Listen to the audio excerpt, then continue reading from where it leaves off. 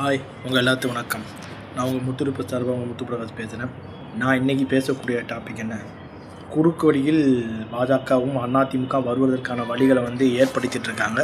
நேற்று SIR state innovation ரிவைஸ்டும்பாங்க, அதாவது திருத்தப்பட்ட வாக்காளர் பதிவு திரும்பாங்க.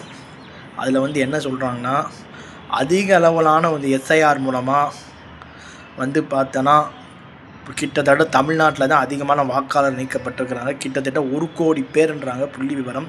கிட்டத்தட்ட அதில் பார்த்திங்கன்னா சென்னையில் மட்டும், கேபிட்டல் ஆஃப் சென்னை தமிழ்நாடு மட்டுமே கிட்டத்தட்ட 14 லட்சம் வாக்காளர்கள் பேர் நீக்கப்பட்டிருக்கு. கிட்டத்தட்ட 40 லட்சமாக அந்த வாக்காளருடைய, அதாவது ஓட்டர் லிஸ்ட்டு பார்த்திங்கன்னா 25 லட்சமாக வந்திருக்குது. அதுக்கடுத்து கோயம்புத்தூர் 32 லட்சத்துலேருந்து 25 கொண்டு வந்திருக்காங்க. நேற்று இதை எஸ்ஐஆரை நம்ம தமிழ்நாடு அமைச்சர்களுடைய பட்நாயக் என்ற ஒரு தேர்தல் அதிகாரி பெண்மணி சொன்னாங்க. ஸோ இது ஏற்கனவே எதிர்பார்க்கப்பட்டது தான். 80 லட்சம் நேரம், அதை விட அதிகமாக தான் வந்திருக்கு. நம்ம ரகுபதி அவர்கள் சொன்னார், அமைச்சர்.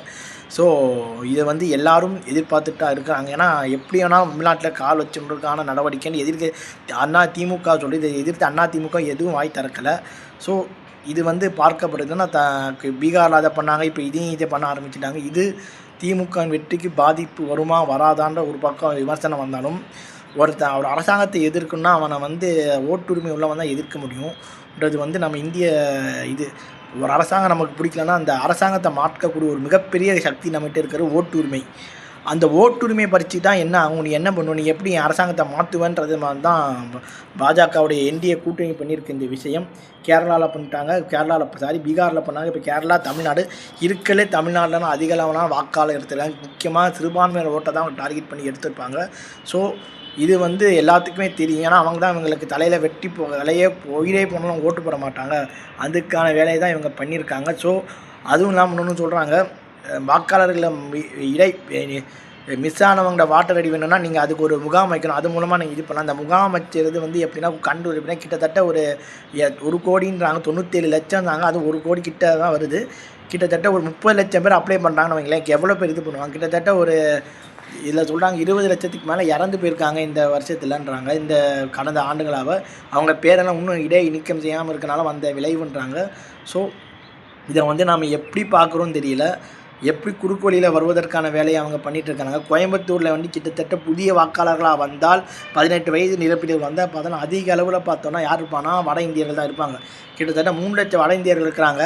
அதாவது நான் சொல்ல தப்பாக வச்சுக்கக்கூடாது, ஒரு சமூகத்தை நான் குறிப்பிட்டு சொல்லலை. கோயம்புத்தூரை இதுவே 2029 2034 ஆனால் குப்புசாமி கவுண்டர் மகனும் அங்கே இருக்கக்கூடிய சில சமூகங்கள் குப்புசாமி கவுண்டர் மகன் யாருமே எம்பி ஆக மாட்டாங்க. இது மதுரையில் இதே நிலைமை இருக்குது. மதுரையில் இருக்கக்கூடிய முக்கிய தேவர் பசங்க யாரும் எம்பி ஆக மாட்டாங்க. யார் தெரியுமா எம்எல்ஏ எம்பியாவா? அகர்வால்களும், ரமேஷ் அகர்வால்களும், அதுக்கப்புறம் நம்ம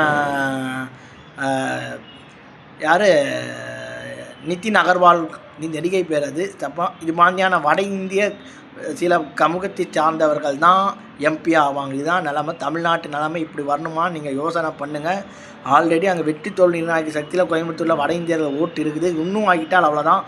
அவங்க ஆளுங்க எம்எல்ஏ எம்பி ஆனாலும் அசம்பிளிக்கு உள்ளே வருவாங்க, தமிழே தெரியாமல் உட்காந்துக்கிட்டு இந்திய தேசாபாஷாமே சிக்காகோ சப் தமிழ் வளான்னா என்ன பண்ணுவீங்க? நினச்சி பாருங்கள்.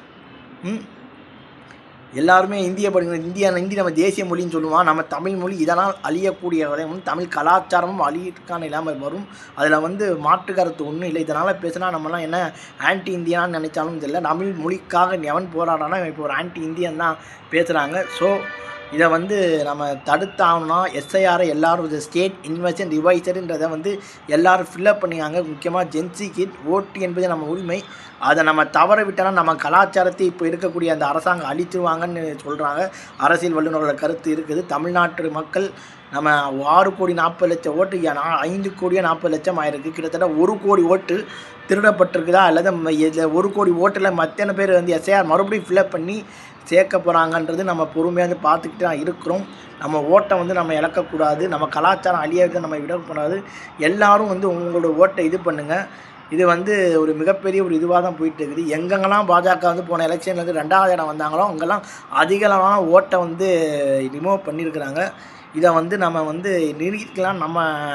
நம்ம தமிழ் மொழிக்கான அரசாங்கம், தமிழர்களுக்கான ஒரு அரசாங்கம் வராது தமிழ்நாட்டில் சொல்லி என் வீடியோ நான் முடிச்சுக்கிறேன். உங்களோட விடைபெறும் முத்து பிரகாஷ். பாய் பாய்.